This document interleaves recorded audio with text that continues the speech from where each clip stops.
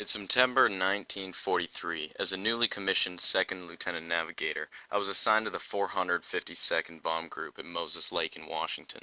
This was a new group being formed for its service in the 8th Air Force, and I was attached to a crew headed by Lieutenant Theodore McDonald.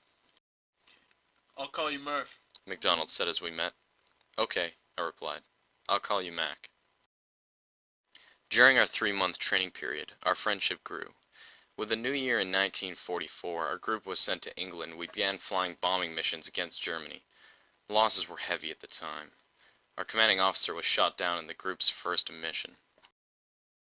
On our crew's 8th mission, a daylight raid on Berlin, we were in the lead squadron and were attacked over Hanover by German Focke-Wulf fighter planes.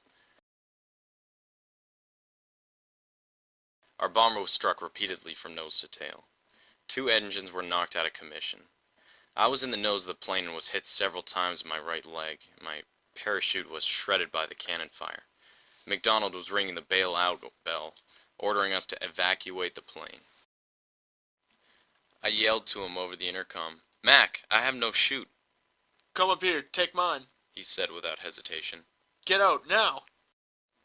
I landed in the midst of a Luftwaffe anti-aircraft battery. I was immediately taken prisoner and placed in a small cell at an airbase. Miserable hours went by as I sat alone in the dark, pondering the fate of McDonald, who I had left in the disabled airplane. I knew the man had saved my life, and possibly sacrificed his own in the process. I just hoped and prayed he had made it, and I resolved to do everything I could to discover what had happened to him. After what seemed like forever, I heard footsteps approaching my cell. The door opened and 2 German guards appeared. Standing between them was none other than Lieutenant Ted McDonald, looking a little worse for wear, but otherwise unharmed. We grinned at each other, and I breathed a long sigh of relief. When the guards left, Mac had told me he'd managed to crash land the plane, but hadn't gone far before it being captured.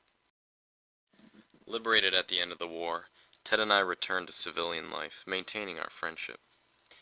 It was early 1992 when I heard Ted was suffering from terminal cancer. My wife and I flew to his side where he was fading rapidly. The question that had haunted me for years, why did Mac give me a chute? I was your commander. He answered. That's what I had to do.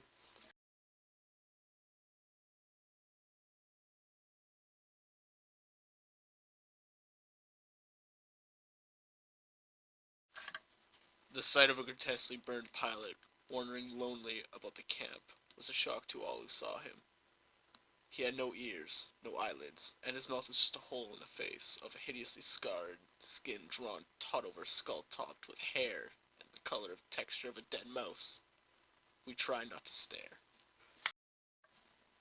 More than 100 of us lived in a huge tent, crammed together on the ground on straw sticks.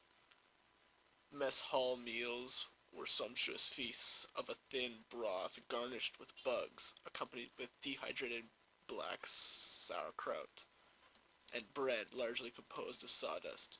We ate it all. One day, the grotesque pilot wandered over to my area and said, "Hi, right." Dumbfounded, I could only stammer. I'm sorry, I don't know who you are. "I'm Roy Trombley," he responded. Stunned, I could only babble stupidly.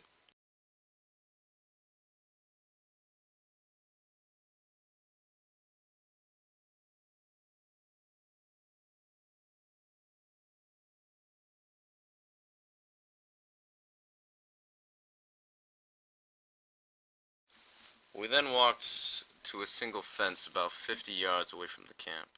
While crossing the fence, a man in the dark said something to us. Tom said a few words to him in German, and he went one way, and we went the other way. We don't know who he was, but he was probably not supposed to be there. I doubt he was as scared as we were.